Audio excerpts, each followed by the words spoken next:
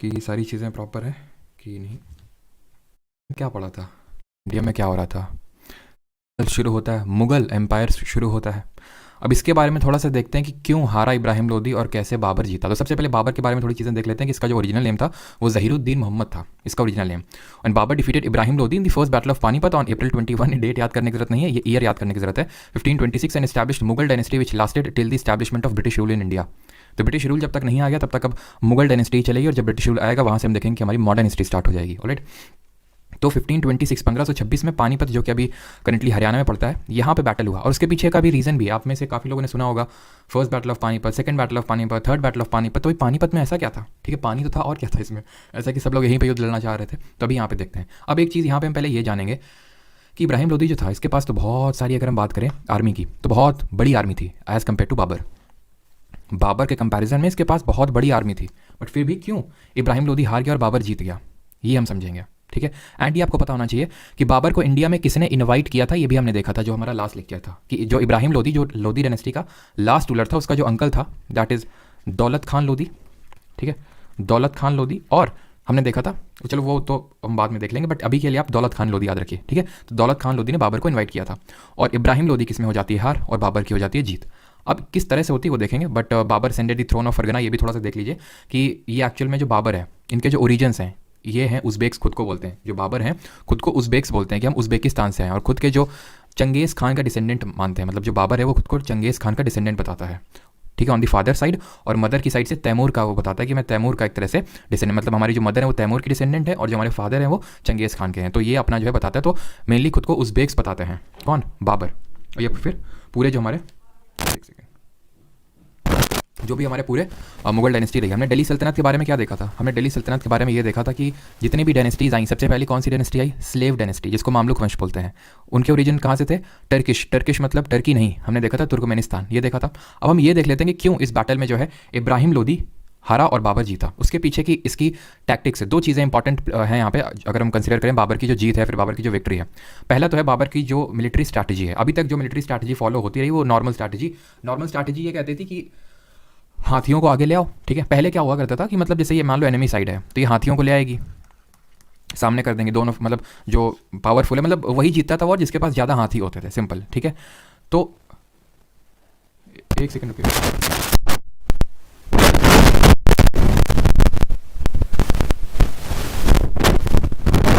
ठीक है, तो mainly I am sorry for the disturbance. तो यहाँ पे क्या होता था, ये लोग पहले जो अपनी एलिफेंट फोर्स हुआ करती थी इसको आगे कर देते थे, और जिसके पास ज़्यादा एलिफेंट फोर्स होती थी वो बंदा वॉर जीत जाता था।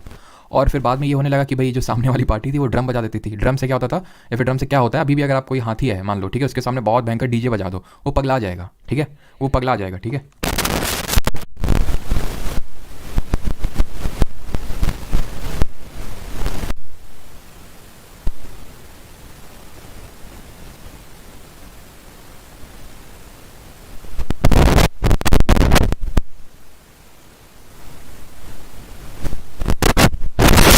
Sorry for the disturbance, really sorry.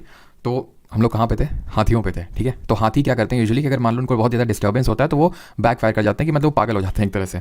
तो फिर धीरे धीरे ये हुआ कि मिलिट्री जो टेक्निक होती थी उसमें एलिफेंट्स को ट्रेन करना स्टार्ट किया गया कि भाई जो ड्रम वगैरह की आवाज़ है अगर वो भी हो, मतलब वो भी अगर की जाए तो भी एलिफेंट डिस्टर्ब ना हो। बट यहाँ पे इसने एक बहुत इंपॉर्टेंट यहाँ पे टैक्टिक्स प्ले की, किसने, बाबर ने। बाबर ने सबसे पहले तो ये किया कि उसे पता था कि वही होने वाला है। ठीक है, कौन आएंगे, हाथी आएंगे सबसे पहले। तो उसके लिए उसने सबसे पहले यहाँ पे तोपें लगवा रखी थी, तोपें की जो, और इससे ट्रेंड नहीं थे जो हमारे हाथी थे, बिकॉज इनका यूज़ अभी बैटल फील्ड में उतना नहीं होता था। ठीक है, तो हुआ ये कि सबसे पहले तो इसने ये काम किया कि यहाँ पे तोपों को लगवा दिया बाबर ने, जिसकी वजह से जो हाथी वो पगला गए और ये बैक फायर कर गए, मतलब कि अपनी ही सेना को कुचल डाला इब्राहिम लोदी की जो हाथी वाली सेना थी, जो कि सबसे आगे होती थी। ठीक है, और उसने सबसे आगे हाथी नहीं लगवा रखे थे बाबर ने उसने यहाँ पे तोहफे लगवा रखी थी। और ये पहला तो उसका स्ट्रैटेजी था, और दूसरा स्ट्रैटेजी था उसने दोनों साइड से, इनको बोलते हैं तुलगमा। ठीक है, तुलगमा, दोनों साइड से क्या हुआ कि जब ये बैक फायर कर गए, इब्राहिम लोदी पीछे था, वो आगे आया, और यहाँ से दोनों साइड से क्या किया कि बाबर की जो आर्मी है उसने घेर लिया। ये this was a military technique और स्ट्रैटेजी। ठीक है, डेवलप्ड बाई बाबर। तो उसने यहाँ से दोनों साइड से सेना को घेर लिया और ट्रैप कर लिया इब्राहिम लोदी को, और इस ट्रैप में फंस गए कौन, इब्राहिम लोदी, और इस वजह से मारे गए। अब यहाँ पे ये माना जाता है कि जो, चलो वो तो खैर हम बाद में देख लेंगे कि किस तरह से राजपूत रूलर कौन थे, और उनको भी बोला गया था कि आप बैक साइड से आएगा, वो बात की बात है और कॉन्ट्रोवर्शियल है, तो उसको हम इंक्लूड नहीं करेंगे। और साथ ही साथ यहाँ पे सबसे पहले आप देखिएगा जो फर्स्ट बैटल ऑफ पानीपत था उसमें गन पाउडर का सबसे पहले यूज़ हुआ था। ठीक है, तो गन पाउडर का यूज़ पहली चीज़। और जो मिलिट्री यहाँ पे टेक्निक अपनाई किसने, बाबर ने, जिससे कि दोनों साइड से घेर लिया किसको, इब्राहिम लोदी को, और इब्राहिम लोदी को ट्रैप कर लिया किसने, बाबर की सेना ने। और यहाँ पे इब्राहिम लोदी की होती है डिफीट, और यहाँ से स्टार्ट होता है मुगल डायनेस्टी या फिर मुगल वंश। अब इतना भी आसान नहीं था कि सिर्फ इब्राहिम लोदी को हरा दिया और बाबर थ्रोन पे बैठ गया, इतना भी इजी नहीं था। अभी उसको अफगान से लड़ना था, अभी उसको राजपूत से लड़ना था, तो बहुत अभी उसके पास चैलेंजेस थे, और उन चैलेंजेस को एक एक करके बाबर ने काउंटर किया। हमने अभी तक पीछे देखा, जैसे स्लेव डायनेस्टी देख लिया हमने। स्लेव डायनेस्टी में क्या था कि कुतुबुद्दीन ऐबक पहला रूलर था, बट उसको हम एक्चुअल संस्थापक नहीं मानते हैं स्लेव डायनेस्टी का, फिर दिल्ली सल्तनत का हम इल्तुतमिश को मानते हैं। बट बाबर यहाँ पे पहला रूलर भी था मुगल डायनेस्टी का, और इसने क्योंकि इतने सारे बैटल लड़ के कंसोलिडेट करी पोजीशन, मुगल जो डायनेस्टी की पोजीशन उसको कंसोलिडेट किया, इसलिए इसको हम एक्चुअल फाउंडर भी मानते हैं। तो बाबर की अगर हम वॉर्स की बात करें तो बाबर के कुछ ये वॉर्स हैं। 1527 में he defeated Rana Sanga of Mewar at Khanwa, जिसको हम की बैटल ऑफ खानवा बोलते हैं। बैक टू बैक इसमें युद्ध लड़े थे। 1526 में बैटल ऑफ पानीपत, 1527 में अगर मैं बात करूँ 1527 में तो बैटल ऑफ खानवा, जिसमें कि राणा सांगा ऑफ मेवाड़ को हराया। तो इन्हीं राजपूत रूलर की मैं बात कर रहा था। तो ये माना जाता है कि राणा सांगा ने भी इनवाइट किया था बाबर को कि आओ इब्राहिम लोदी को हराओ।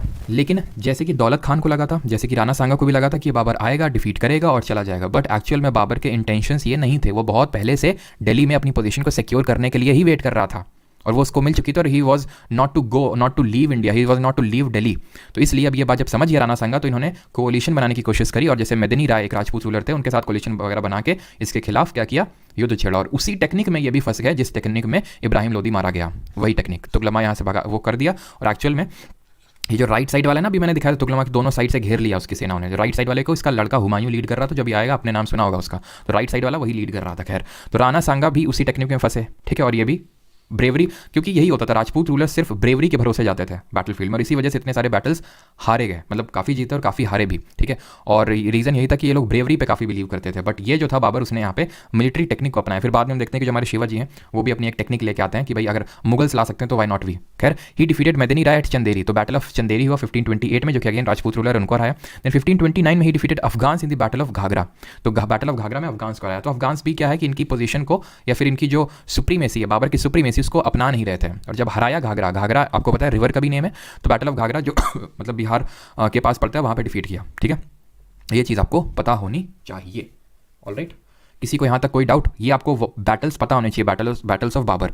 26 में पानीपत, या तो फिर आप कुछ इस तरह की टेक्निक भी बना सकते हो याद करने के लिए कि पहले पानी पिया, फिर खाना खाया, ठीक है, फिर चंदा मांगा और घाघरा पहन के निकल लिया, या फिर घर की ओर निकल लिया। इस तरह से पहले पानी पिया, मतलब क्योंकि सब लाइन में लगे हुए हैं। Panipat, first battle of Panipat 1526। और अब हम ये देख लेते हैं कि पानीपत में ये बैटल क्यों हुआ, क्योंकि ये भी बाबर ने बहुत ही स्ट्रैटेजिकली पोजीशन चुनी थी। रीजन भी, अच्छा मैं आपसे अगर थोड़ा सा अगर गेस करने को कहूँ, अभी मैंने पूरा फोर्स दिखाया था, ठीक है, तो अगर मैं आपसे गेस करने को कहूँ कि कितना मतलब लंबा एरिया कवर करते होंगे, या फिर कितने किलोमीटर्स का एरिया कवर करती होंगी फोर्सेज जब लड़ती होंगी, तो इस वॉर में अगर मैं बात करूँ तो रफली ऐसे मान सकते हो कि 15 से 16 किलोमीटर, मतलब यहाँ से ऐसे समझ लो कि यहाँ सेना खड़ी हो और यहाँ पे सेना खड़ी हुई, 15 से 16 किलोमीटर इतना मतलब फासला तय होता था। और ये बाबर ने बहुत ही स्ट्रैटेजिकली चुना था, बिकॉज उसे पता था जब यहाँ से मैं तुगलमा ये भिजवाऊंगा तो ये भागने ना पाए कहीं पे, मतलब पीछे ही साइड बस भाग सकते हैं और कहीं नहीं भाग सकते हैं। तो ये बहुत ही स्ट्रैटेजिकल पोजीशन थी, ऑलराइट,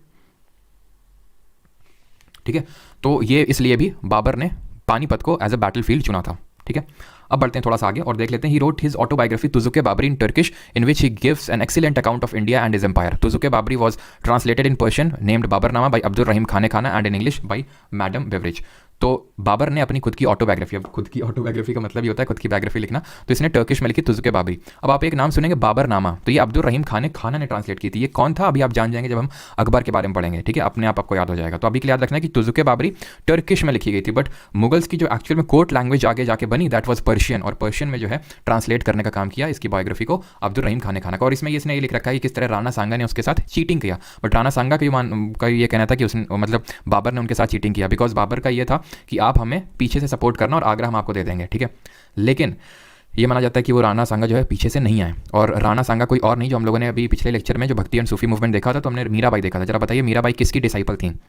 मीराबाई तुलसीदास सूरदास। जल्दी से बताइए किसकी मतलब डिसाइपल्स थे जिनका नाम वी से स्टार्ट होता है। तो उनकी बहू ही थी कौन, मतलब राणा सांगा की बहू थी हमारी कौन, मीराबाई। ये चीज़ आपको पता होनी चाहिए, ऑलराइट। यहाँ तक क्लियर सभी को? परमारनामा कब आ रही है? अच्छा तुम लिखोगे, बताओ। बाबर आजम भी लाइक सपना टूटा है, ठीक है। तो ये चीज़ आपको पता होना चाहिए। एंड अब आता है इसका बेटा, ठीक है। बाबर की अगर हम बात करें तो बाबर की बैटल ऑफ घाघरा के एक साल बाद ही उसकी मृत्यु हो जाती है। बैटल ऑफ घाघरा 29 में होता है, अफगान्स को हराता है वो, अफगान्स को हराता है और 1530 में उसकी डेथ हो जाती है। ठीक है, वो उसका ये था कि मतलब अब चलो भाई संन्यास की ओर चलते हैं, अफगान की तरफ चलते हैं, बट उसकी जाते हुए आई थिंक लाहौर में डेथ हो गई थी। एंड देन फिर इसका जो अभी प्रेजेंट अगर हम बात करें इसका, वो कहाँ पे है, कब्र कहाँ पे है, तो ये काबुल में इसकी कब्र। ठीक है, काबुल में इसकी कब्र, ही चीज़ पता होना चाहिए आपको। Now coming on to the Humayun, अब अगला रूलर आता है, वो इसका बेटा है 1530 से लेकर 40। दो यहाँ पे आपको टाइम लाइन्स देखने को मिलेंगी, वो दो टाइम लाइन्स क्यों हैं वो भी अभी आपको पता चल जाएगा। He was the son of Babur, और ये सबसे बड़ा बेटा था बाबर का। और एक्चुअल में इसके और भी थे भाई, कौन, मतलब बाबर के और भी बेटे थे, हुमायूं के भाई थे कामरान, हिंडल और अस्करी। लेकिन ये बहुत वैसे टाइप के थे, वैसे टाइप के इन द सेंस कि वो नहीं चाहते थे कि हुमायूं बने, सब चाहते थे कि हम बने। बट बाबर ने बहुत स्ट्रैटेजिकली, उसको भी पता था, क्योंकि जो भी मैंने बताया था, जो राइट वाला जो तुगलक था, ठीक है, उसको लीड किया था हुमायूं ने, तो इसलिए उसको मतलब बनाया उत्तराधिकारी बाबर ने हुमायूं को। बट ये जो है हुमायूं ने जो है मतलब बहुत ज़्यादा इनसे लड़ाई नहीं करी। ठीक है, बाद में ये थोड़े से हुमायूं के लिए गलत प्रूव हुए। कैसे गलत प्रूव हुए अभी मैं आपको बताता हूँ, तो एक second. He fought 2 battles against Sher Shah. अभी शेर शाह कौन है, रुक जाओ अभी देखो। सबसे पहली बात तो ये है कि हुमायूं ने यहाँ पे, क्योंकि देखो कोई भी जब रूलर आता था, जैसे फॉर एग्जांपल ये रूलर दिल्ली में बैठा हुआ है, तो उसको 3 जगह से, 3 साइड से उसको चैलेंजेस फेस करने पड़ते थे। एक तो नॉर्थ वेस्ट साइड मैंने बताया था, वो हिंदू कुश वाला कितना प्रोन है, ये बंगाल साइड से मिल जाता था, और ये राजपूत जो इधर के गुजरात और राजस्थान वाला एरिया है। तो उसने सबसे पहले गुजरात के रूलर को हराया। गुजरात के रूलर को हराने के बाद उसने सिक्योर कर ली पोजीशन, और ये दे दिया भाई कामरान को कि भाई कामरान अकमल तुम संभालो इस जगह को। ठीक है, बट कामरान जो है बाद में इसको संभाल नहीं पाया और हार गया। ठीक है, तो एक तो इन्होंने ये लूज़ कर दिया कामरान। ठीक है, एक फिर जब ये शेर शाह के साथ बैटल लड़ने गए, कौन, हुमायूं। शेर शाह कौन है, अफगानी रूलर है। ठीक है, अफगानी रूलर जो कि ये ईस्टर्न इंडिया में रूल कर रहा था, बिहार वाले प्रोविंस में, यहाँ पे ये रूल कर रहा था। ठीक है, एक्चुअल में भी शेर शाह के बारे में पढ़ेंगे। ये लोधी डायनेस्टी का मतलब एक तरह से प्रोविंस हुआ करता था, और उसका इसका जो शेर शाह का जो फादर था उनके अंडर में काम करता था, लोधी के अंडर में, तो वैसे इसको यहाँ पे रूल कर रहा था। ठीक है, तो ये भाई साहब क्या थे, हुमायूं इसको हराने गए। बट एक्चुअल में ये मैंने आपको पहले ही बताया था कि यहाँ पे बैटल लड़ना आसान नहीं होता है। जैसे कि पानीपत को क्यों बैटल फील्ड चुना जाता है, क्योंकि प्लेन एरिया है, वो प्लेन एरिया में बैटल लड़ना आसान होता है। बट यहाँ पे वही बैटल जीतेगा जो यहाँ का रूलर है, क्योंकि वो वहाँ की ग्राउंड पोजिशंस को जानता है।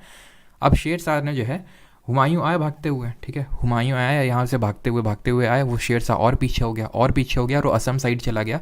इससे होता ही है कि यहाँ पे जो रिवर्स आती हैं जैसे तीस्ता वगैरह, वो फ्लड कैरी करती हैं बहुत ज़्यादा, और वो फ्लड के टाइम पे वो शेर शाह निकला, और इस तरह से मतलब पूरा इस तरह से सिनेरियो बना वहाँ पे कि शेर शाह की विक्ट्री हुई, और किसकी डिफीट हुई, किसकी, हुमायूं की। कहाँ पे, चौसा, बिहार में जो पड़ता है, 1539 में हुई।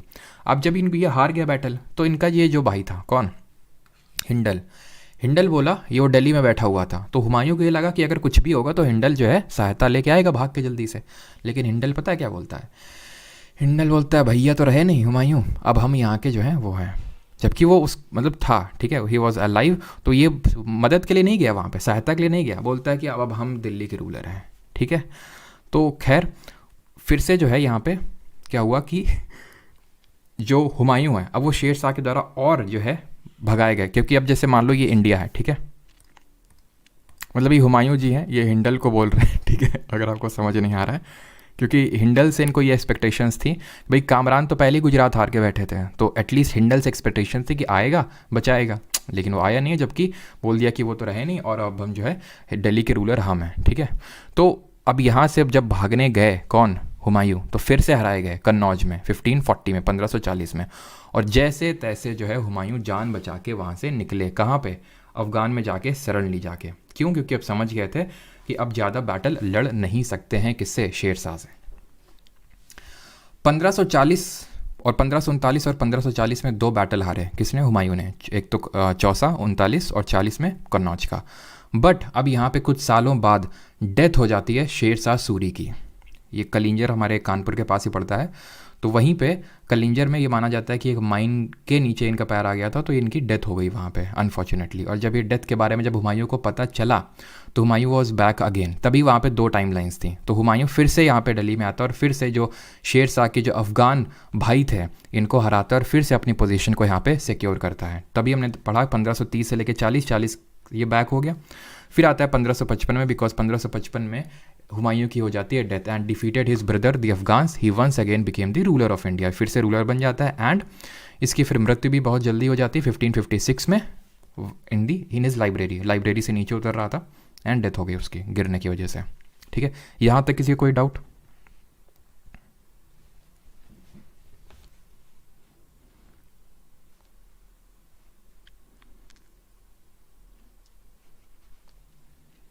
क्या बफरिंग हो रही है क्या? एनसीईआरटी से गायब हो जाएंगे मुगल, लग तो हमें भी रहा है। मतलब ठीक है, लेकिन वही है कि जो हमारे बाकी डायनेस्टीज़ हैं जैसे विजयनगर वगैरह, उन पे उतना ज़्यादा फोकस किया भी नहीं गया है, ठीक है, बुक्स पे, जो हमें पता होना चाहिए, बिकॉज वो गोल्डन एरा था अगर आप देव राय के एरा को कंसिडर करें तो। और मैंने वो पूछा था क्वेश्चन, उसका वल्लभाचार्य आंसर होगा, ठीक है। चलो, तो क्लियर है यहाँ तक? यहाँ तक आई होप क्लियर होगा। अब आते हैं हुमायूं नामा पे। तो हुमायूं नामा किसने लिखी? इसकी जो सिस्टर थी दैट वाज गुलबदन बेगम, ठीक है, उसने लिखा हुमायूं नामा को, जिसकी बायोग्राफी है। तुजुके बाबरी बाबर की ऑटोबायोग्राफी थी, बिकॉज उसने खुद लिखी थी, ठीक है। तो वहाँ पे ऑथर मत पूछना कि ऑथर कौन था, यहाँ पे that was written by his sister Gulbadan Begum, alright. He built Din Panah at Delhi as a second capital. तो दीन पना इसने स्टैब्लिश करके रखी थी कि कल को कुछ हो जाएगा जैसे कि पहले हुआ था, तो एटलीस्ट हमारे पास दूसरी सिटी रहेगी, ठीक है। तो दीन पना इसने दूसरी सिटी स्टैब्लिश करी दिल्ली में, ऑलराइट। चलिए, अच्छा बताइए सिटी ऑफ सीरी किसने स्टैब्लिश करी थी? जल्दी से बताइए, हम लोगों ने पढ़ा है पहले दिल्ली सल्तनत के टाइम पे। चलिए, अभी आता है शेर शाह 1540 से लेके 1545 तक। He was the son of Hasan Khan the jagirdar of Sasaram. Ibrahim Lodi transferred his father's jagir to him. ये हसन खान का बेटा था। कौन था ये? जागीरदार था हसन खान, सासाराम का, बिहार में है, सासाराम पड़ता है। इब्राहिम लोदी ने हसन खान की डेथ के बाद इसको पूरी जागीर ट्रांसफ़र कर दी थी। किसको? शेर शाह को, ठीक है। इन 1539 ही डिफीटेड हुमायूं, इसको शेर खान के नाम से भी जाना था शेर शाह को। तो ही defeated Humayun in the battle of Chausa and assume the title of Sher Shah as emperor. तो 1539 में जब बैटल ऑफ चौसा जीता शेर शाह ने, तो वहाँ पे इसने शेर शाह का टाइटल लिया, ठीक है। नाउ इन 1540 हमें पता है कन्नौज या फिर बिलग्राम के वॉर में हराया हुमायूं को अगेन। एज एन एम्परर ही कॉन्केस्टेड मालवा 1542 में, रणथंभौर, ये सारे जो है कॉन्कर किए। बट ये हमें याद करने की ज़रूरत नहीं है, हमें बस याद करने की ज़रूरत है कि इसकी मृत्यु कहाँ पे हुई। तो 1545 में कलिंजर में हुई, ठीक है। कलिंजर में इसकी होती है डेथ 1545 में, ऑलराइट। अब बढ़ते हैं आगे। He issued the coin called rupiya and fixed standard weights and measures all the. तो इसका जो एडमिनिस्ट्रेशन है वो माना जाता है बहुत अच्छा था इसका एडमिनिस्ट्रेशन। जैसे कि खासकर जो लैंड रेवेन्यू वाला सिस्टम था जो अभी हम देखेंगे, उसको अकबर ने अडॉप्ट किया बाद में, ठीक है। तो इसने एक क्वाइन को इशू किया जिसका नाम था rupiya, and he built the GT road, grand trunk road इसने बिल्ट किया, that runs from Calcutta to Peshawar. जैसे कि आप यहाँ पे मैप पे देख पा रहे होगे, एक्चुअल में कैलकाटा तो नहीं बोलना चाहिए, है तो ठीक है, कैलकाटा यहाँ पे लिखा हुआ है, बट एक्चुअल में माना जाता है कि चिटगोंग, ठीक है, जो प्रेजेंट डे ये बांग्लादेश में है। तो यहाँ से स्टार्ट होके जाता है आपका पूरा कहाँ तक? काबुल, जो कि अफगानिस्तान में। तो इसको एक्चुअली में बिल्ड किया था शेर शाह सूरी ने। और यहाँ पे बीच बीच में उसने सराई बनवाए थे। सराई क्या होता है? सराई एक्चुअल में जैसे फॉर एग्जांपल ये ट्रेडिंग रूट है, ठीक है। तो अगर मान लेते हैं इतने लंबे रूट में कहीं किसी को रुकना है, तो वो जो स्टेशन एक तरह से आप बोल सकते हो, कहीं किसी को रुकना है तो वो सराई कहलाते थे, एक तरह से हाउसेज आप बोल सकते हो, जो पूरी तरह से कवर्ड होते थे। तो कोई भी वहाँ रुक सकता है, अपना सामान रखता है, तो उनको सराई बोला जाता था। तो ये भी आपको पता होना चाहिए, बिकॉज इस पर भी क्वेश्चन आ चुका है, ठीक है। क्लियर? यहाँ तक शेर शाह तक आई होप सभी को क्लियर हो गया होगा। और एक पॉइंट और है, that was regarding is land revenue system, जिसको कि अकबर ने बाद में अडॉप्ट किया था। that was measured and 1/3 of the average was fixed as land tax।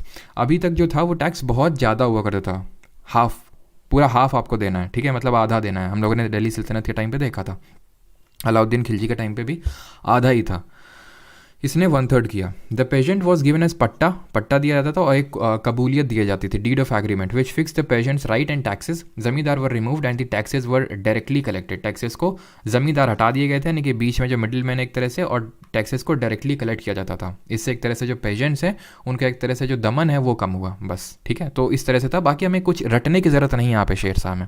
जहाँ पे रटने की ज़रूरत होगी वो मैं आपको बताऊँगा, ये पर्टिकुलर चीज़ रटने की ज़रूरत नहीं है, ठीक है। और रुपया वगैरह जीटी रोड थोड़ा सा ये तो आई होप आपको पता ही होगा। बाकी ये जो बैटल्स इसने लड़े वो पता होना चाहिए, इसकी डेथ कहाँ पे हुई वो चीज़ आपको पता होनी चाहिए, ठीक है। ये बहुत इंपॉर्टेंट हो जाती है।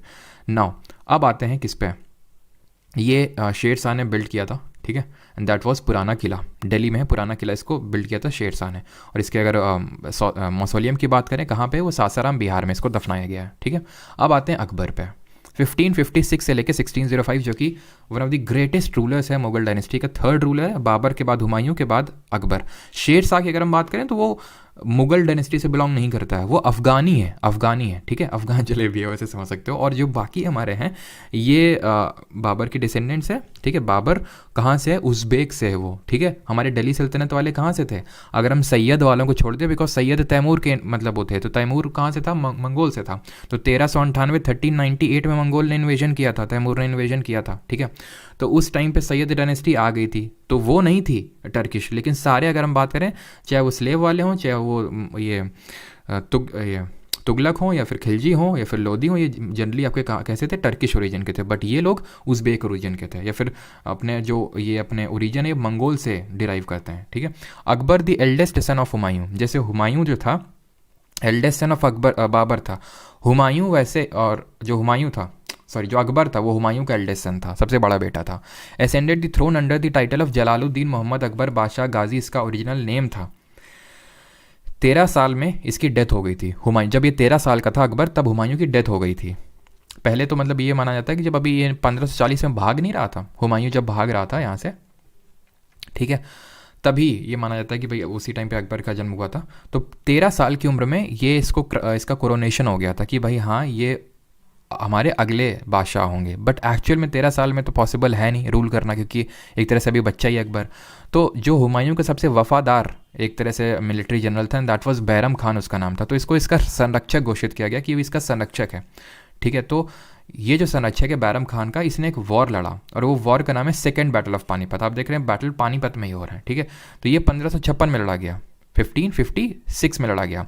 Was fought between Hemu the Hindu ruler of Mohammad Adil Shah. Actual में ये जो वॉर है, ये हम बोलते हैं कि भाई अकबर ने नहीं लड़ा। देखो पहली बात तो, ठीक है, अकबर का जो ये था रीजेंट बैरम खान, वो लीड कर रहा था, नाम था अकबर का। बट एक्चुअल में 13 साल की उम्र में अकबर तो लड़ नहीं रहा होगा, बैरम खान लड़ रहा था। और वैसे ही दूसरी साइड हेमू था, हेमचंद्र विक्रमादित्य, ये भी एक्चुअल में मतलब रिप्रेजेंट कर रहा था किसी को। जैसे बैरम खान अकबर को रिप्रेजेंट कर रहा था, वैसे हेमू भी रिप्रेजेंट कर रहा था किसी को, और वो था मोहम्मद आदिल शाह। ये आदिल शाही डायनेस्टी एक तरह से हम बोल सकते हैं अफगानी डायनेस्टी थी, जो ईस्टर्न इंडिया में रूल कर रही थी, जो धीरे धीरे दिल्ली के करीब आ रही थी। और अगर ये वॉर जीत जाते हेमू जी, जो इससे पहले एक भी वॉर नहीं हारे थे, तभी मोहम्मद आदिल शाह के द्वारा यहाँ पे भेजे गए थे, अगर ये ना होता तो यहाँ से हो सकता है कि अकबर कभी रूल ही ना कर पाते, फिर कभी आ ना पाते। ये थोड़ा मतलब वैसा टाइप है, लेकिन हाँ हो सकता है आ भी जाते। लेकिन हाँ ये है कि यहाँ से एकदम मुगल्स की पोजीशन सिक्योर हो गई। और यहाँ पे जब बैरम खान जब ये वॉर को जीते, जो आपका सेकेंड बैटल ऑफ पानीपत है, तो बैरम खान के थोड़े से भाव बढ़ गए कि भाई हम ही हम हैं, अकबर तो बच्चा है। लेकिन अकबर भी तो धीरे धीरे बड़ा हो रहा था, ऐसा तो है नहीं कि अकबर की एज वहीं पे रुकी हुई है। जब अकबर बड़ा हो रहा था और जब अकबर 18 का हो गया, तब तक तो आगरा में था। फिर एक दिन ऐसे ही बाहर निकला और उसको जब सारी चीज़ें लगी कि नाउ इट्स द टाइम, तो उसने बैरम खान को बोला, समझ गए। तो अभी अकबर की बारी आई है। बैरम खान को कैसे बोला? ऐसे इन्होंने बोला कि बैरम खान देखिए, अब आप बहुत ज़्यादा विद्रोह कर रहे हैं, इंटरनल रेबिलियन, ठीक है, और अपने जो खास है उनको अपॉइंट कर रहे हैं, तो यहाँ से निकल लीजिए, या तो हम आपको मार दें, तो ये ऑप्शन आप अडॉप्ट कर लीजिए, या तो आप जो है मक्का के लिए निकल लीजिए। तो बोलते हैं ठीक है, मैं दूसरा ऑप्शन चुनता हूँ, मक्का के लिए निकल लेता हूँ। तो जब ये मक्का के लिए निकल रहे थे, बीच में किसी तो दुश्मनी होगी, किसी का पैसा नहीं दिए होंगे तो उनको मार दिया किसी एक अफ़गानी ने इनको, ठीक है। और जब इनको मार दिया तो इनकी जो विडो थी और इनका जो बेटा था, जो इनकी विडो थी, उनसे शादी कर ली। किसने? अकबर ने। और जो उसका बेटा था उसको अपना लिया, और वो बेटा कोई और नहीं अब्दुल रहीम खाने खाना ही था, जो कि हमने अभी देखा था। वो कौन था? वो वही था जिसने बाबरनामा को, जिसने कि बाबरनामा लिखी थी, जो तुज़के बाबरी थी, जो टर्किश लैंग्वेज में थी, ठीक है, उसको कन्वर्ट किया था पर्शियन में अंडर द नेम बाबरनामा। वो किया था अब्दुल रहीम खाने खाना, जो कि किसका बेटा था? अगर हम देखें, बैरम खान का था, है ना। चलिए, तो Akbar try to win over Rajput. अब अकबर को हम अकबर द ग्रेट क्यों बोलते हैं?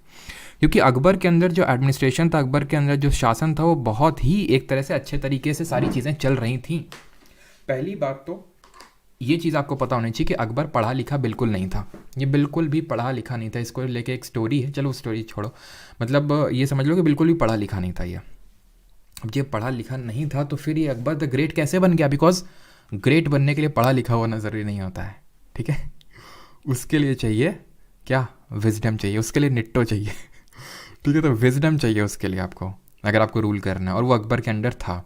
इसने अपने अंडर बहुत जो ढंग के, एक तरह से बोल सकते हैं, अभी हम देखेंगे इसके जो नवरत्न थे इतने काबिल और इतने एबल थे कि अकबर ने अपना एडमिनिस्ट्रेशन एक तरह से सारी चीज़ें उनके उनके थ्रू वो कंट्रोल कर रहा था। कौन? अकबर।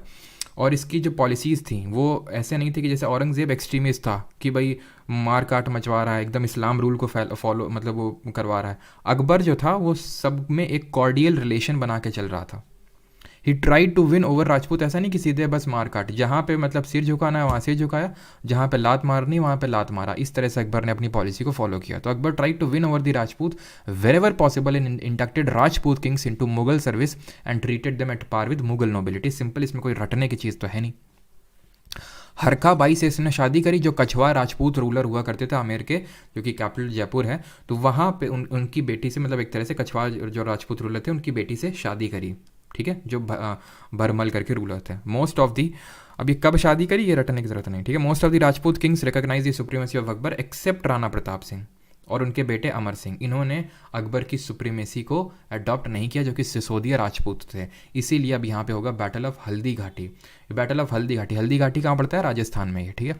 तो राजस्थान में बैटल ऑफ हल्दी घाटी हुआ 1576 में, 1576 में। Was fought between Rana Pratap of Mewar और मुगल आर्मी लेड बाई मान सिंह ऑफ आमेर, ठीक है।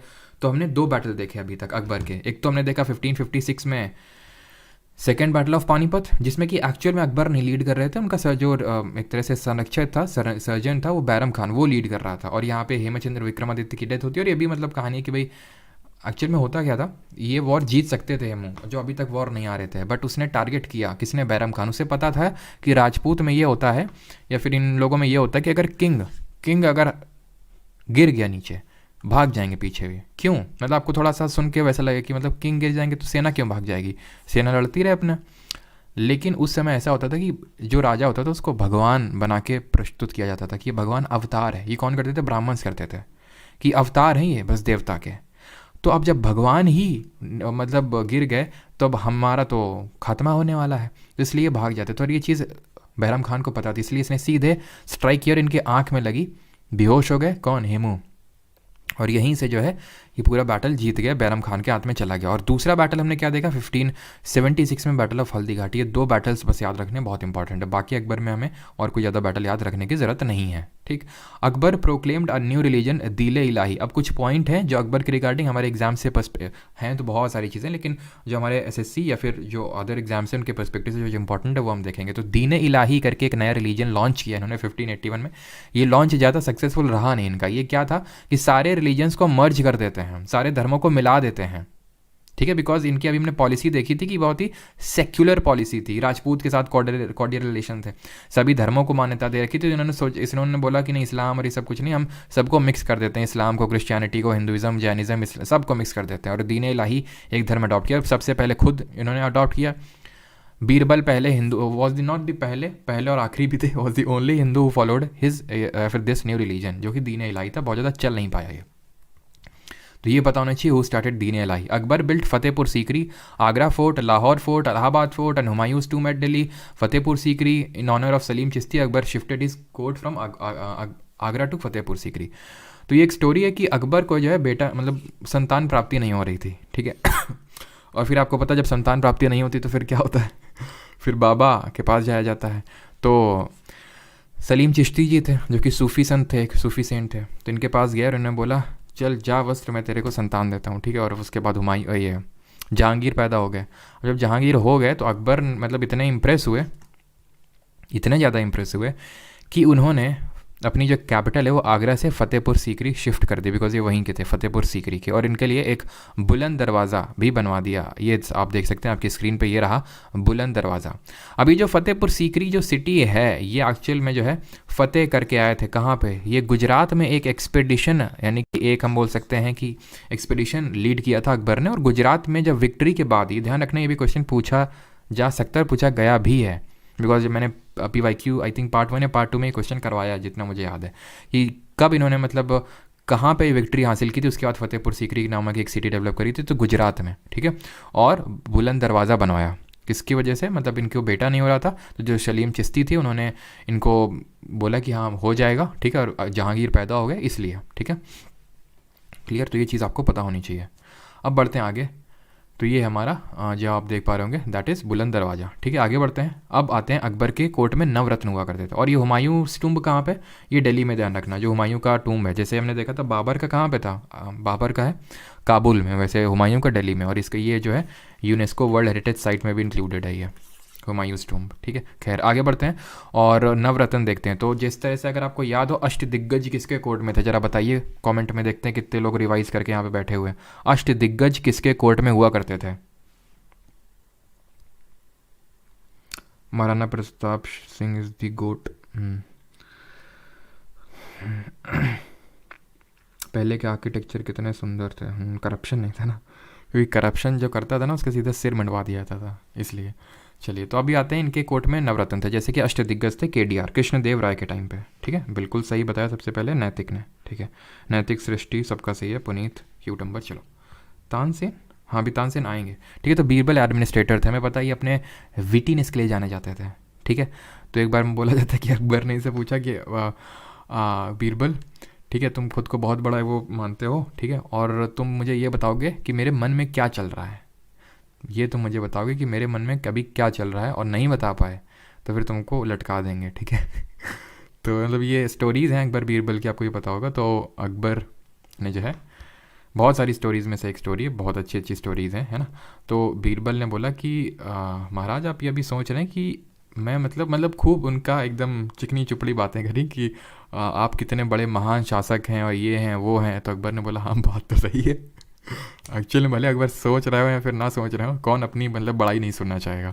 ठीक है, तो अकबर अपने जो बीरबल है वो अपनी विटीनेस के लिए जाने जाते थे, और कोई भी जो डिसीजन मेकिंग करनी होती थी अकबर को, वो उसमें बीरबल का बहुत बड़ा रोल रहता था। और तकरीबन ये माना जाता है कि 20 से लेकर 30 साल तक अकबर के साथ रहे थे ये, और जो कॉम्प्लेक्स जो डिसीजन मेकिंग होती थी वो बीरबल के थ्रू ही करते थे ये। अबुल फजल भी एक स्कॉलर और स्टेट्समैन थे। अभी इन्होंने अकबरनामा लिखी थी, वो हम अभी देखेंगे, रुक जाइए अभी। ठीक है, तो स्कॉलर और स्टेट्समैन थे जिन्होंने मतलब, और इनके भाई थे फैज़ी इनके भाई थे अबुल फजल के, और ये भी मतलब काफ़ी एक स्कॉलर और स्टेट्समैन ही थे। इनके रिगार्डिंग में भी हम चीज़ देखेंगे। और टोडरमल एक तरह से इनके फाइनेंस मिनिस्टर थे, जिन्होंने कि दासाला सिस्टम स्टार्ट किया, बंदोबस्त और जब्ती सिस्टम स्टार्ट किया। ये दासाला क्या है वो भी हम देखेंगे, जब अब लैंड रेवेन्यू सिस्टम देखेंगे तो वहाँ पे देखेंगे दासाला है क्या और इसका मतलब क्या है, 10 साल। ठीक है, 10 साल एक्चुअल में इसका मतलब है। देन हमारे भगवान दास जो कि एक मनसबदार हुआ करते थे, सन ऑफ भरमाल। और मान सिंह की अगर बात करें, भरमाल कौन है, वही अगर आपको याद हो कछवार रूलर जिनकी बेटी से शादी करी थी, है ना। तो मनसबदार ही ग्रैंड सन है भरमल के मान सिंह। देन हमारे तानसेन जो कि म्यूजिशियन है, तानसेन की रिगार्डिंग भी अभी हम चीज़ देखेंगे। और 8 थे हमारे अब्दुल रहीम खाने खाना जो कि एक स्टेट्समैन और हिंदी पोएट भी थे, और इन्हीं के बारे में हमने देखा था कि इन्होंने ही मतलब जो तुज़के बाबरी थी उसको कन्वर्ट किया पर्शियन लैंग्वेज में अंडर दी नेम बाबरनामा। ठीक है, और ये किसका बेटा था अगर हम देखें तो बैरम खान का था, जिसको कि बाद में अडॉप्ट कर लिया था। ठीक है, किसने, अकबर ने। एंड लास्ट इज मुल्ला दो प्याजा, ये भी बीरबल की तरह एक विटी मतलब थे, कोई भी डिसीजन मेकिंग में हेल्प करते थे अकबर को। अब हम यहाँ पे हम 3 लोगों के बारे में पढ़ेंगे, एक तो फैज़ी और अब्दुल फजल और तानसेन। तो फैज़ी की अगर हम बात करें तो इन्होंने इबादत खाना स्टार्ट करवाने में हेल्प करी थी अकबर को। अभी इबादत खाना क्या होता है, तो इबादत खाना जहाँ पे रिलीजियस डिस्कॉर्स हुआ करते थे। रिलीजियस डिस्कॉर्स का मतलब क्या होता है, ठीक है, रिलीजियस डिस्कॉर्स का मतलब क्या होता है, इसका मतलब होता है कि चर्चा होगी, धार्मिक चर्चा होती है जहाँ पे, उसको इबादत खाना बोला जाता था। और इसको स्टार्ट कराने में फैज़ी ने हेल्प की थी अकबर। तो अगर पूछ ले कि विच रूलर या फिर under which ruler Ibadat Khana was started, so it was started under Akbar. Tansen originally served under Raja Ramchandra Singh. जो तानसेन थे, अभी तानसेन कौन थे, तो तानसेन की अगर बात करें तो राजा रामचंद्र सिंह जो कि एक तोमर डायनेस्टी के रूलर थे, जो कि ग्वालियर में रूल कर रहे थे। उनके अंडर में ये थे कौन, म्यूजिशियन तानसेन, जिन्होंने बहुत सारे ध्रुपद कंपोज किए थे, बहुत सारे सॉन्ग्स कंपोज किए थे भगवान के लिए। तो ध्रुपद अगर पूछे किसने कंपोज किए, तानसेन ने। अब ये ग्वालियर में बॉर्न हुए थे और ये ग्वालियर घराने से बिलोंग करते हैं। 2023 सीजीएल में पूछा गया किस घराने से थे, तो या तो रीवा ऑप्शन में होगा या ग्वालियर ऑप्शन में होगा।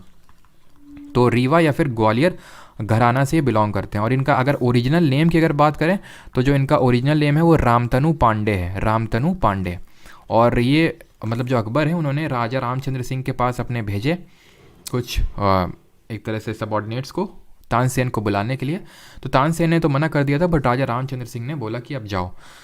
तो तानसेन को हम मियाँ तानसेन के नाम से जो जानते हैं, वो एक्चुअल में जो मियाँ का टाइटल है वो अकबर ने ही दिया था तानसेन को, ठीक है। अगर पूछ ले कि who gave the title of मियाँ, तो जो मियाँ का टाइटल है वो अकबर ने ही इनको दिया, ठीक है, अकबर ने। तो तानसेन से ये सारी चीज़ें आपसे पूछ सकता है ना। अगर बात करें, लास्ट हमारे हैं अबुल फजल। इन्होंने अकबरनामा लिखी, जो कि बायोग्राफी है अकबर की। अब ये जो बायोग्राफी है अकबर की, अकबरनामा, ये टोटल 3 पार्ट्स में डिवाइडेड है। इसके 3 पार्ट हैं। पहला पार्ट जिसमें कि अकबर के एंसेस्टर्स यानी कि इसके जो पूर्वज हैं उसके बारे में दिया हुआ है। इसका जो दूसरा पार्ट है उसमें अकबर का एक तरह से जो शासनकाल है, दैट इज़ उसका जो रेन है, उसके बारे में दिया हुआ है कि उसका जो शासन है वो किस तरह से चला। और जो थर्ड पार्ट है दैट इज़ आयन अकबरी। जो थर्ड पार्ट है वो है आपकी आयन अकबरी। और इस आयन अकबरी में अकबर का एक तरह से जो एडमिनिस्ट्रेशन है, प्रशासन है, वो दिया हुआ है। तो अब हम अकबर के थोड़े से एडमिनिस्ट्रेशन को समझते हैं। तो सबसे पहले land revenue during Akbar's rain किस तरह से था वो समझने का प्रयास करते हैं। तो अभी तक हमने देखा था कि बहुत हैवी टैक्स लिया जाता था, और जो हैवी टैक्स से ये होता था कि भाई जो जनता है वो खुश नहीं रहती थी, और ये रहता था कि भाई चाहे लैंड में कितना भी प्रोडक्शन हो, हमें इतना चाहिए तो चाहिए। लेकिन अकबर ने क्या किया, अकबर ने शेर शाह से इंस्पायर होकर इसने क्या किया कि सबसे पहले तो एस्टिमेट लगाया जाएगा, ठीक है, कि आपकी लैंड जो है वो किस तरह की लैंड है। किस तरह की लैंड है मतलब टोटल 4 तरह की लैंड में इसने कैटेगराइज किया लैंड्स को। एक पोलज, परौती, चाचर और बंजर। बंजर तो आप समझ सकते हैं आराम से। बंजर वो है जो एकदम कल्टीवेट करने के लायक नहीं, बंजर ज़मीन है, ठीक है, एकदम फर्टाइल नहीं है वो। तो land uncultivated for 5 years and more, that was called as banjar. Land that had lain fallow for 3 or 4 years, यानी 3 से 4 साल इसमें कोई खेती नहीं हुई, 3 से 4 साल में, उसको चाचर बोलते हैं। परौती मतलब कि land left fallow for time to recover it strength, यानी कुछ टाइम के लिए भी छोड़ दिया गया टू रिकवर इट स्ट्रेंथ। और पोलाज जो है सबसे बेस्ट टाइप ऑफ लैंड है। इसमें क्या है कि साल में एक बार मतलब क्रॉप ग्रो की जाती है इस लैंड में, साल में 2-3 इससे उपज ले ली जाती हैं। इसको अभी 3 से 4 साल तक कोई उपज नहीं ली गई है, और ये जो है ये 5-6 साल से बंजर पड़ी हुई है। तो ये land on the basis of increasing fertility मैं बोल सकता हूँ। तो ये टाइप ऑफ लैंड पहले तो कैटेगराइज किया। जब लैंड कैटेगराइज किया तो वहाँ से रेवेन्यू को फिक्स किया गया कि हाँ आपको, क्योंकि आप इतना प्रोड्यूस कर सकते हो इस लैंड से, क्योंकि आपकी पोलाज है तो इतना ज़्यादा प्रोडक्शन होगा। परौती है तो कम प्रोडक्शन होगा, तो उस हिसाब से आपको इतना पे करना, इतना पे करना है, तो पहले ही फिक्स कर दिया गया था। सॉरी। और ये 10 साल के एस्टिमेटम को लगा के किया जाता था, एंड दैट्स वाई इसको बोला गया दाह साला, जो कि टोडरमल ने एक तरह से बताया था। क्योंकि टोडरमल कौन था, रेवेन्यू फिर फाइनेंस मिनिस्टर था। तो इसी को 10 साल यानी कि 10 साल के बेसिस पे एस्टिमेट लगाया जाता था ये, ठीक है। और ये आपको पता होना चाहिए था कि जो टैक्स यहाँ से लिया जाता था दैट वाज 1/3, और इसको बोलते थे जब्ती, दैट वाज कॉल्ड एज जब्ती। तो ये 2-3 चीज़ें आपको पता होनी चाहिए, ठीक है, कि लैंड रेवेन्यू किस तरह का था, 1/3 था, और जब्ती इसको बोलते थे। क्लियर। और ये भी पता होना चाहिए कि अकबर ने जो है जजिया को भी एबॉलिश कर दिया था। ही एबॉलिश्ड जजिया। तो जजिया जो टैक्स है तो सबसे पहले किसने लगाया था, अगर आपको याद हो, कासिम ने लगाया था। जो सबसे पहला इस्लामिक इन्वेडर तो उसने सिंध प्रांत में लगाया था, बट अभी इसने हटा दिया। जो नॉन मुस्लिम्स को टैक्स देना होता था दैट वाज कॉल्ड एज जजिया, हमने पहले देखा था, तो उसको एबॉलिश कर दिया था अकबर ने, ठीक। अब आते हैं, Akbar died in 1605 and his tomb is located in Agra. ये पता होना चाहिए, सिकंदरा में इसका टूम्ब लोकेटेड है, वो अभी रुक जाइए उस पर।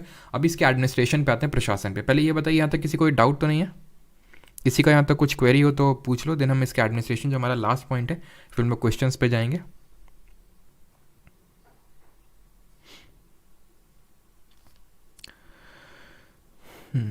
जब्ती बिल्कुल, कासिम बिल्कुल सही, मोहम्मद बिन कासिम।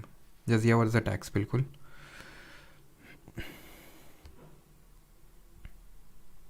तो अभी आए एडमिनिस्ट्रेशन पे।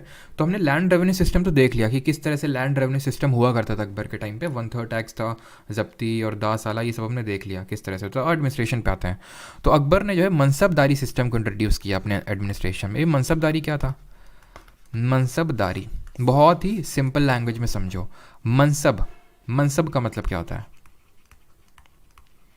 मनसब एक रैंक हुआ करती थी। जैसे कि आप में से काफ़ी लोगों ने एक एग्ज़ाम दिया होगा, जेई का एग्ज़ाम दिया होगा, है ना। तो जेई में जिस हिसाब से रैंक आएगी उसी हिसाब से थोड़ा आपको ट्रीट किया जाता है। फिर कम आई तो फिर मतलब जैसे फॉर एग्जांपल आप जेई मेंस क्लियर कर लो, जैसे अभी तो पता नहीं, लेकिन जब मैंने दिया था मैंने भी दिया था, तो जेई मेंस होता जेई एडवांस, ठीक है। तो जेई मेंस में क्या होता था कि फिर आपने क्लियर कर लिया तो आपको एनआईटी मिलेगी, ठीक है। उसमें भी एनआईटी ऑर्डर होता था कि भाई एनआईटी कहाँ की मिलेगी, रायपुर की मिलेगी, भोपाल की मिलेगी। सबसे अच्छी कौन होती थी एनआईटी? ट्रिची की, है ना। वो पहले तो होती थी, अब पता नहीं, आई थिंक अभी भी होगी, ट्रिची की, है ना। अगर सबसे बहुत अच्छी रैंक आएगी जेई मेंस में। देन जेई एडवांस अगर आप क्लियर करेंगे तो और मतलब अच्छी रैंक लाएंगे तो उसमें आईटी आपको अच्छी मिलेगी, अच्छी ब्रांच मिलेगी। सबसे अच्छी मतलब ज़्यादातर आईटी बॉम्बे प्रेफर करते थे उस समय, ठीक है। तो उसमें कंप्यूटर साइंस मिलेगी, अच्छी रैंक आएगी। तो इस तरह से रैंक होती थी, मनसब मतलब रैंक। अभी रैंक कैसे डिसाइड होती थी? तो रैंक डिसाइड होती थी कि आपने कितने कितने जट मेंटेन कर रखे हैं। जट मतलब सिपाही। आपने कितने सिपाही मेंटेन कर रखे हैं, उसके बेसिस पे आपकी रैंक डिसाइड होती थी। जैसे आपने 10 सिपाही आपके पास, आपकी रैंक 10। आपकी मतलब आपके पास 500 सिपाही, आपकी रैंक आपके जो मनसब होगा वो 500 होगा, ठीक है। आपने 4,000 मेंटेन कर रखे, 5,000 मेंटेन कर रखे हैं तो आपकी ज़्यादा होगी, ठीक। और उसी के बेसिस पे ही आपको पेमेंट दी जाती थी। और ये हमने पहले भी देखा था, ये क्यों मेंटेन, जैसे दाग और चेहरा सिस्टम कौन लाया था? जरा कमेंट में बताओ मुझे जल्दी से, दाग और चेहरा सिस्टम कौन लाया था जल्दी से। मैं 5 सेकंड का आपको दे देता हूँ। 5 4 3 2 1। तो ये लाया था अलाउद्दीन खिलजी, है ना। हमने देखा था कि दाग और चेहरा क्या था? दाग मतलब वो ठप्पा मारना, मैंने आपको फोटो दिखाई थी। तो ठप्पा मारा जाता था हॉर्स में ताकि डबल काउंटिंग ना हो सके। और सिपाही का चेहरा या फिर हुलिया जो है मेंटेन किया जाता था। तो वो चीज़ यहाँ पे भी लागू करी। तो उससे होता ये था कि आपको आर्मी मेंटेन करनी है और वॉर टाइम में जो है, वॉर टाइम में आपको वो लाएंगे आप। तो आप ऑब्वियस ये बात है, उस सिपाही को, उसमें सिर्फ सिपाही नहीं होते थे। अगर मैं बात करूँ मनसबदारी में, सिर्फ आपको सिपाही मेंटेन नहीं करने होते थे बल्कि सवार भी मेंटेन करने होते थे। सवार कौन होते थे? सवार होते थे हॉर्समैन, घुड़सवार। लेकिन इनका रैंक से कुछ लेना देना नहीं होता था, ये रैंक नहीं डिसाइड करते थे हॉर्समैन। जैसे कि आपके 12th के मार्क्स जेई में रैंक नहीं डिसाइड करते थे, ठीक है। वो आप ले आए, अच्छी बात है, बट ये रैंक डिसाइड नहीं करेंगे। रैंक कौन डिसाइड करेगा? आपका जेड डिसाइड करेगा।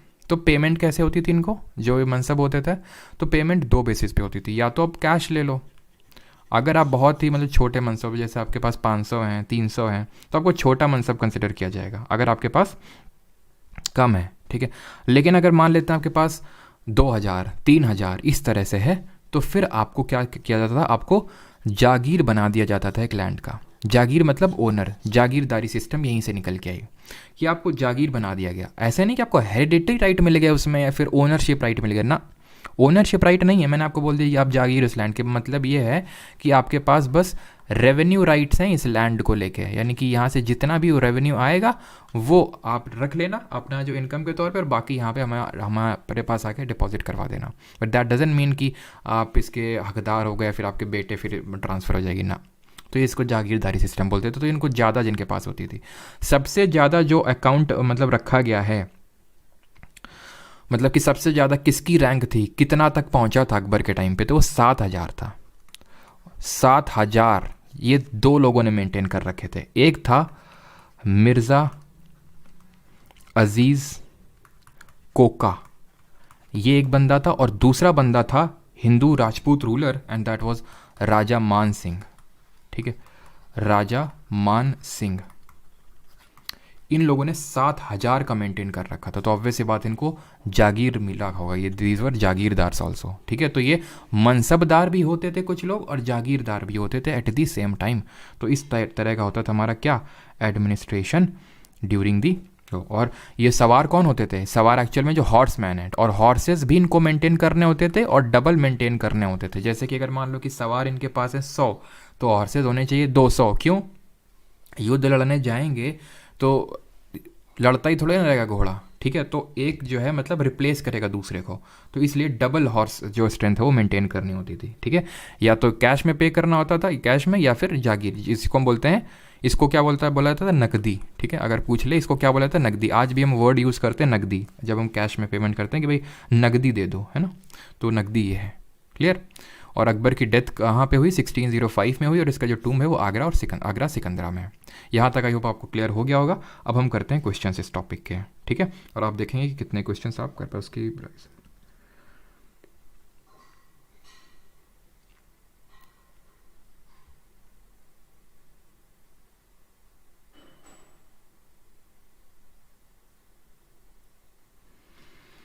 भाई सीरियल के बेसिस पे यहाँ पे मत जज करो, क्या ना, वो सीरियल वीरियल काफ़ी बने हैं, तो उसके बेसिस पे सीरियल में कुछ भी दिखाते हैं वो, ठीक है, वो तो वही दिखाएंगे जिससे थोड़ा सा मतलब देख के वैसा अरे यार ये क्या हो गया, गलती से डिस्कार्ड पे प्रेस हो गया और जो भी यहाँ पे मैंने लिखा था कुछ नहीं लिखा।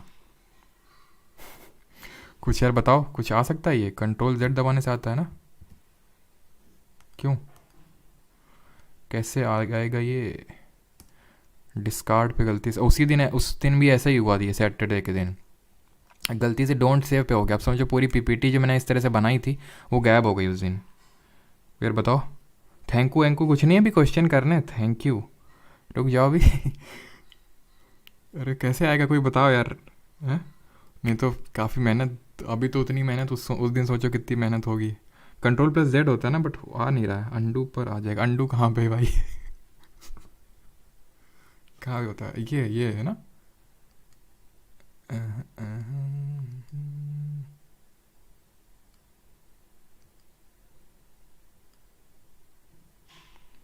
नहीं आ रहा यार ये अंडू अंडू से।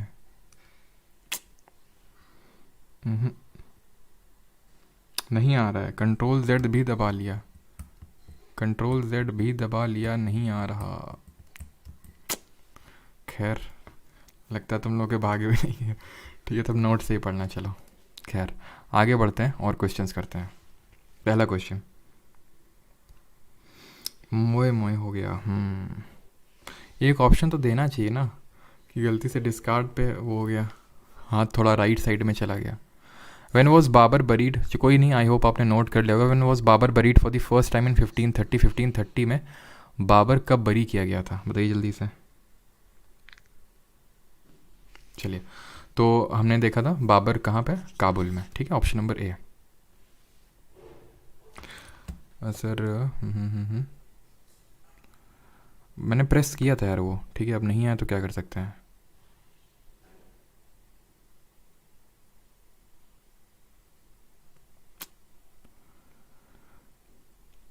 कोई नहीं, आई होप आपने नोट कर लिया होगा, ठीक है, चलो आगे बढ़ते हैं।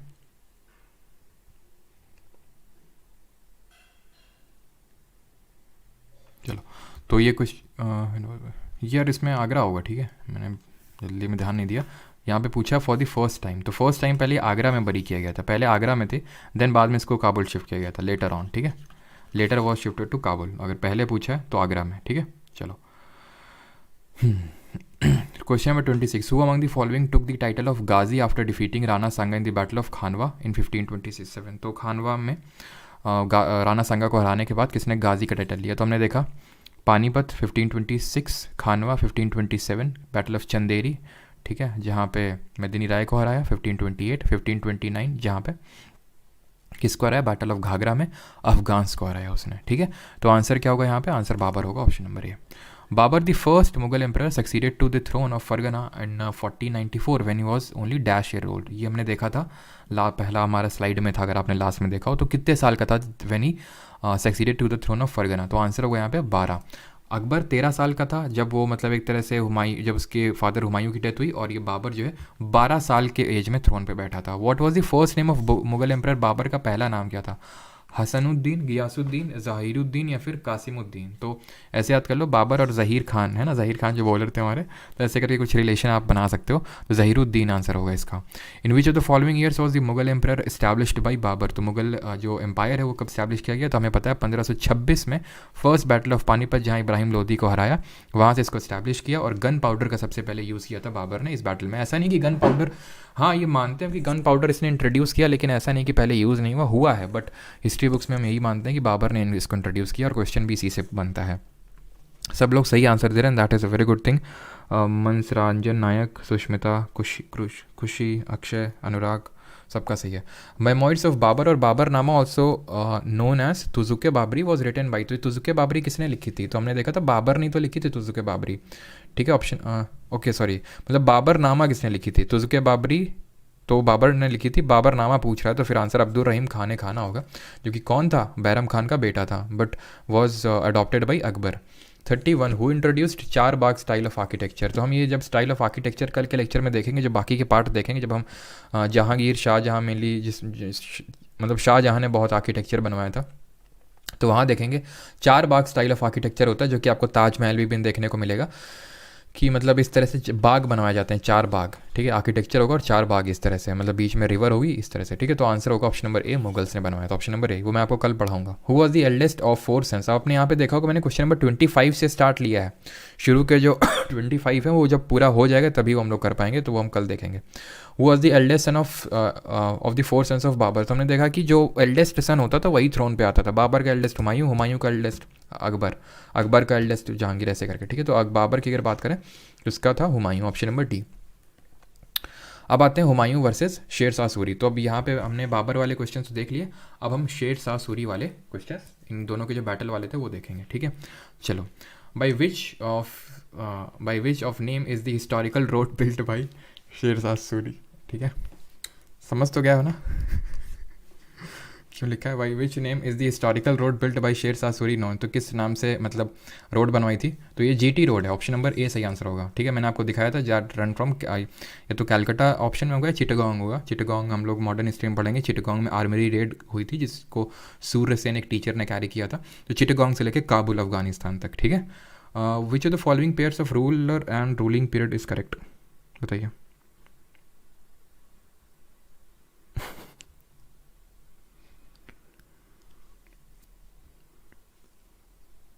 सबका सही है, श्रेया, निशा, सबका सही है। चलो, तो रूलर रूलिंग पीरियड, शेर शाह सूरी ने 1540 से 1545, बहुत आसान है, कैसे।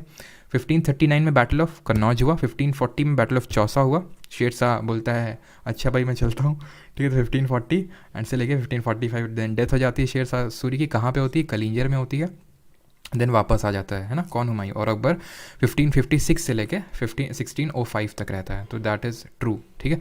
दोनों सही है हमारे, तो आंसर क्या होगा यहाँ पे, आंसर होगा option number D, both 1 and 2, ठीक है। तो सेकेंड बैटल ऑफ पानीपत यहाँ से एक्चुअल हुआ था, सेकेंड बैटल ऑफ पानीपत, और यहीं से हम अकबर का टेन्योर मानते हैं, भले वो जो एक्चुअल में रूल कर रहा हो उसका सर्जेंट बैरम खान था। Who among the following defeated Mughal emperor Humayun at the Chausa, Chausa में किसने किया, right click on file and restore, अच्छा चलो देखते हैं अंकित करके इज पॉसिबल, ठीक है, अगर आ जाए तो who among the following defeated Mughal emperor Humayun, ठीक है। तो शेर खान डिफाइट, जल्दी जल्दी करेंगे। इन which year did Sher Khan defeated Humayun at Kannauj, जल्दी से, कन्नौज की बात हो रही ना, इन which year did Sher Khan defeated Humayun at Kannauj, ठीक है। तो आंसर क्या होगा, option number C 1540। Where is the tomb of Sher Shah Suri located, तो शेर शाह सूरी का टूम कहाँ पर लोकेटेड है, सासाराम बिहार में। डेथ तो कलिंजर में हुई, ठीक है, लेकिन इसका जो वो बना हुआ है वो वहाँ पे है, ठीक है, सासाराम बिहार में। Humayun's heir dash was born in exile and was born और was only 13 years old when his father died, तो कौन था, जल्दी से बताइए, बहुत आसान है, क्या होगा आंसर, अकबर, ठीक है। ऑप्शन नंबर ए यहाँ पे सही आंसर हो जाएगा, ठीक है। Sir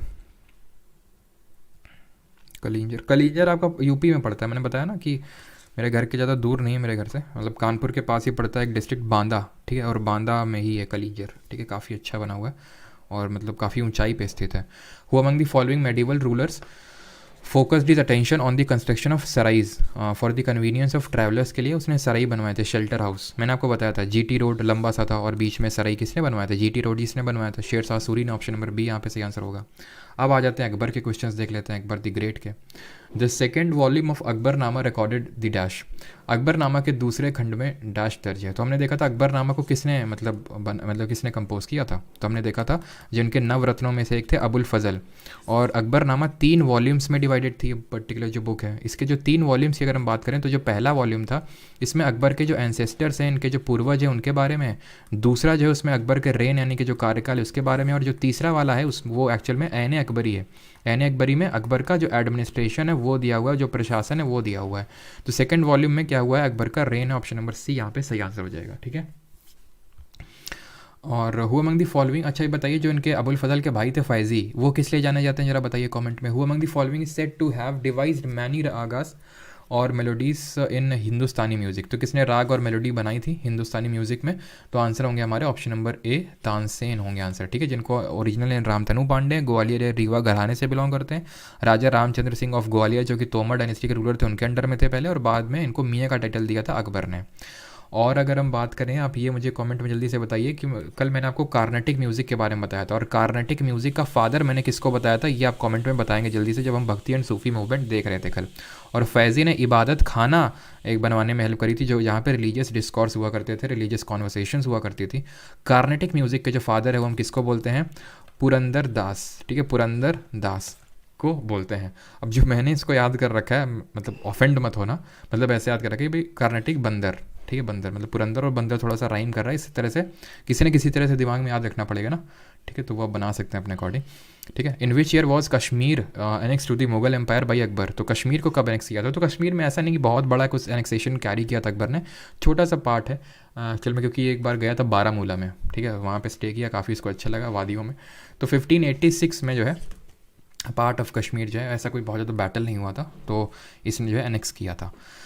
who among the following was Akbar's revenue minister, तो अकबर के राजस्व मंत्री कौन थे सर। हाँ नहीं, बस 50 तक क्वेश्चन करेंगे, ठीक है, आगे जितने भी होंगे वो हम फिर कल करेंगे, 50 तक क्वेश्चन करेंगे, ठीक है।